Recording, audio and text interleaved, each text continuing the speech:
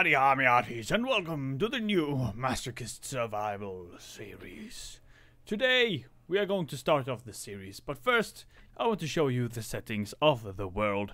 Now, this mod is really designed to have environmental hostility or meteor showers enabled, but I'm not gonna run with that because I'm not going all the way in. I'm just making it a little bit more difficult than the standard survival. I'll tell you more about the mod later. Here is the mod list. It's not very long. Nothing really. The biggest mod I would say, well, except the captain's mods, those that are specific to this series, is the boarding ramp and the armor thrusters and letters. That's like, then it's like reduced glare, landing gear, lighter overlay, silent assemblers, a radar of course, so we can find the exploration ships. Anyway, here's this page. We have all these settings, and then we have the settings up here. I put welding to 2 so we wouldn't have to stand and look at welding the entire day. Okay. I think you've seen that, and if you didn't, just go back and pause. That's like the easiest way to see more of that. Anyway, while we're loading in, let me tell you a little bit about the Captain's Masochist mod. It is a mod that is pretty much just a nerf of everything. Well, not everything, it doesn't nerf the guns and stuff. The biggest nerfs are to oxygen. So the consumption, that the amount of oxygen that you breathe, has been increased by like 32 times or something like that. I don't actually know the real numbers. What I do know is that one oxygen generator produces enough oxygen to sustain one person. So if you're 2 persons, you will lose oxygen constantly. Anyway, as you can see, I have stuff here already that I have built. And that is because I decided to kickstart this a little. And really what happened is I played and I recorded and I said, damn, this bad recordings. So I redid it. And I guess I am redoing it. It's something that is happening right now in front of your ass. In front of your eyes. So that is basically what this survival series is about. It's a little bit harder to do. And actually, let's do this. Mini miner, spotlight in the mini miner. Mini miner, mini miner, mini miner, mini mine, mini mine. So I built the ship. When you spawn in, you default into this ship. And you can choose 4 other ships. There's a 2-player version of this one. There is one that is only driven by solar power. So it has a solar power and a battery, and that's it. And there's a 2-player version of that, and then there's a pirate ship. You saw all of the ships in the last video where I announced the feature that I am going to be using your ships in this world as the cargo ships and exploration vessels. So that is the stuff. If you haven't seen that video, click the link in the description below and look at that video, because I do want your ships in this video. We're already getting suggestions and I posted that today, which is really awesome. I didn't expect that to have stuff come in that quickly. Now I'm not seeing the ships. I haven't seen any of the ships that have come in because my wife, Uzi Oxernick, which is not actually my wife, or my husband, he is a Danish person in Denmark that is a friend, and something happened in the stream and apparently now we're married. What am I doing? It should be depressurized, so let's just do that and that. So I have some groups here. Let's take a look. And that is, we have our oxygen tank on the ship. And we have a stockpile, so when I dock, it can grab as much air as it can and reach 100% as quickly as possible. We have the possibility to turn off the connectors so we can more easily fly in and out. And our hibernate, which is for the reactors and thrusters and gyroscope. And then we have the controls for the large ship, which is the hangar door behind us, the air vent, and the little door you see there, so I can pressurize and depressurize from inside this ship. Now let's jump out and put on our helmets, and you can just see this ship. There's nothing really special, so I did record it, but I decided it wasn't really interesting enough to actually have it. The resources for this are inside, or is inside the ship, so you will be able to build that as soon as you spawn in, and it's the resources are the same in all of the ships. This is the Shurama, which I usually call the Shurima, because reasons, and it looks like this. It's also known as the Space Toaster, because it kind of looks like a toaster, but now it's like teal. Is that teal? It's green. I guess I'm a man, I should call it green. So there we go. Beautiful. Now I went in, I grabbed some uranium, so we're not hurting for that. I know there is platinum somewhere around here, because I saw that, and I saved it, because platinum is really hard to find. For example, this is platinum. I wouldn't know. Looks like normal rock to me, but sure, it's platinum. So let's grab some of that. Grabbing some platinum. And just to start this series a little bit extra, I am going to do a little bit of cuts and jumping today. So because the first part is just a bit of mining, it's not super interesting. I think I've already told you everything I wanted to say. So I might do a jump very soon. And with a drill. Oh, we have the drill in the top? That's nice. Let's do that. So yeah, I think I've told you everything I want to say already. We'll start by grabbing some ore. And if you did not know, the starting asteroid, which you start right next to, that's why I'm calling it the starter asteroid. So I was just a couple of 100 meters in that direction. This actually has every single resource somewhere around it. So just fly around, like fly up to one of these guys. I fly relatively close. You can jump out and grab your helmet, and you should have somewhere have your drill. And you can just fly like one way around, and you can see that this has iron, uranium, and ice. And if I fly up to this guy, I should see the plats pretty soon. I did see it before. Yeah, and I can see there's silver here as well. That's good. So I can grab that as well. So that's a nice trick. Or I guess it's not a trick, but yeah. That's something I forgot to do because I was so afraid to take off or jump out of the ship, just because oxygen is so sparse in this game mode. And the point of this, which is something I have not mentioned, but the point of all the oxygen nerfs is to keep you inside the ships. It's to make it more difficult, so you can't just fly around and place blocks all the time, and just you have to have pressurized areas, large pressurized areas. You have to produce oxygen, you have to get stuff, you have to work a little bit harder. And that is hopefully what we'll achieve and make it interesting in the meantime. Anyway, I'm gonna do a cut now. Gonna move some stuff into here. Refinery. What are you doing? You're doing uranium. Oh, this is gonna take ages. Beautiful.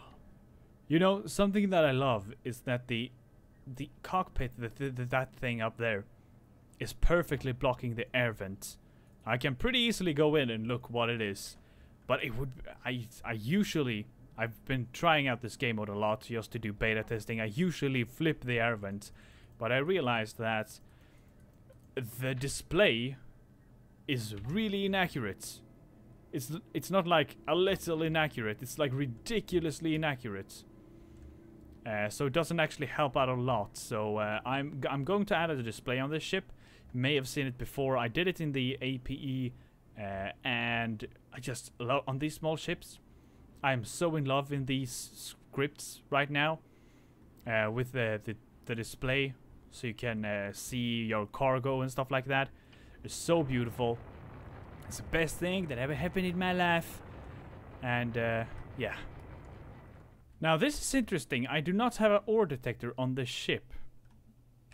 I flew out. I grabbed my drill.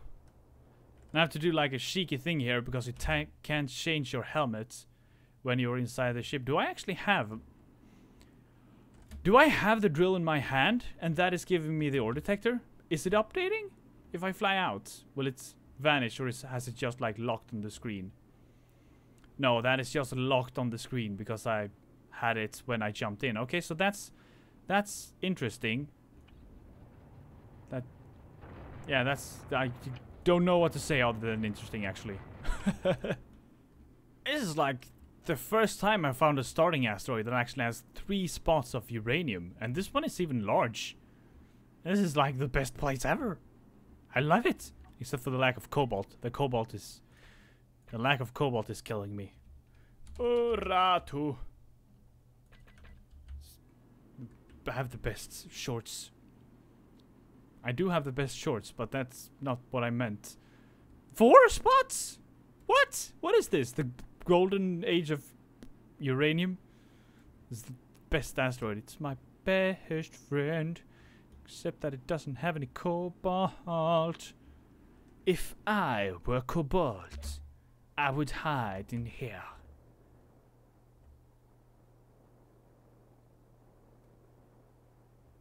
Apparently this is uranium paradise. And I am not cobalt. We've learned 2 things today. It's always like this, isn't it?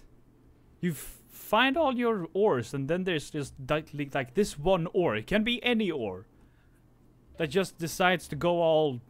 Whatever the name of the magician was that was like never found or something. Whatever it was.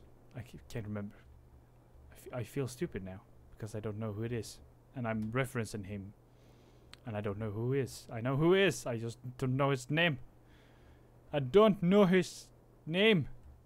Houdini! Houdini is his name. Now I don't feel stupid anymore. Ha ha ha!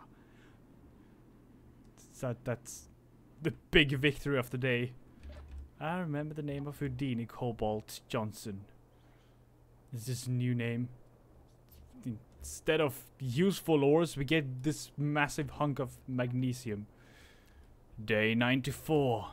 Houdini Cobalt Efraimsson is still eluding my grasp, but I can sense him. I know he is here. He cannot hide for much longer. Day 37. I can feel that I'm getting closer to Cobalt Houdini Efraimsson, but still no traces. But I can sense it, I promise. Day 203. I just remembered I forgot to tie my shoelaces, but I cannot see my feet, so what will I do about this predicament? I don't know. Also, no reports about Ephraim, Cobalt, Nicholson. No, wait, Houdini. Day 15. I can feel the madness crawling a little bit closer for every day that I am here. Houdini Cobalt Efraimsson is still nowhere to be found, but at least he's probably here. Maybe. Day 37. My oxygen is getting low. This hunt has brought me nothing but sadness, and I'll have to leave Cobalt Houdini Efraimsson to his own devices. Nobody knows what will happen or what he will do, but I promise, for as long as I live, I will hunt him. He shall not escape. Day 19 and a half. All the signs point to Cobalt Houdini Efraimsson has left the asteroid. There is nothing left to do but to hunt him even further. I will have to go to a nearby asteroid and ask the natives if he have passed by. Maybe he's still there and they are harboring him like a fugitive, like the fugitive he is, or something. The madness has struck harder than I imagined, and I still don't know what my name is. But I found a nearby asteroid, probably inhabited by some form of weird alien life form with green tentacles of purple taste. I shall greet these with their national wave, and hopefully they will serve me soup. Day 76. The nearby asteroid wasn't as nearby as I expected. I have yet to taste any purple soup, and I must say that I am thoroughly disappointed. Though I have yet to actually reach the asteroid and talk to the inhabitants so that they may serve me this purple tasting soup, which one would assume is made from their own people, since they do taste purple. Which means that we are going to a territory inhabited by cannibals.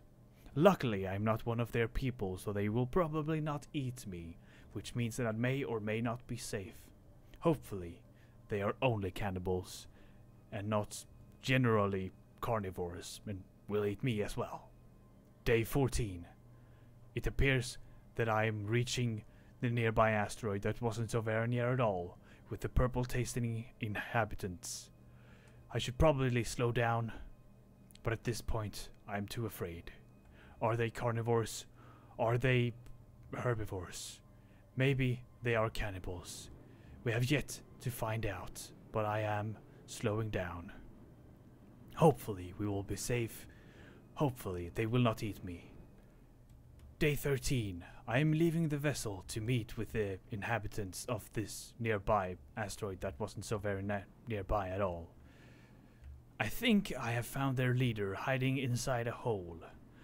Maybe he knows where Cobalt Houdini Efraimsson is.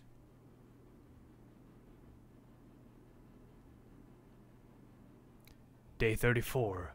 What I believed was the chieftain of the tribe was nothing more than a weird shape in the asteroid. Still, no sign of Cobalt Houdini Efraimsson. Maybe, with a little bit more searching, I will find him. Day 76. I have just received message from headquarters that the people known as the Watchers are getting tired of my shit. Therefore, this is the last captain's log. Wish me good luck, and I shall see you. Well, when I stop doing this. I can't find Cobalt! Cobalt Houdini Efraimsson, how you are elusive. Why can I not find him?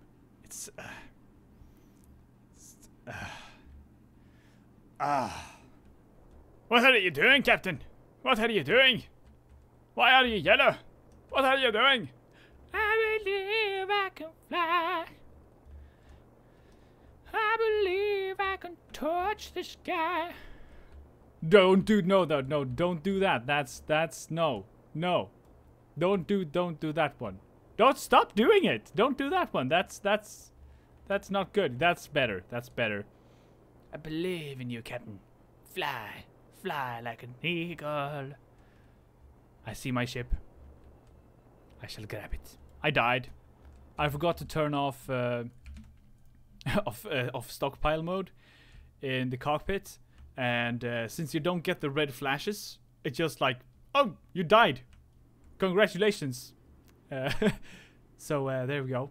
But at least when I flew back to get the ship, when I was scanning this new asteroid that we found accidentally by purpose, I found Cobalt. I had no idea why I turned death metal man there, but grab it all. The Cobalt. Yeah, the Cobalt. Nice. Nice.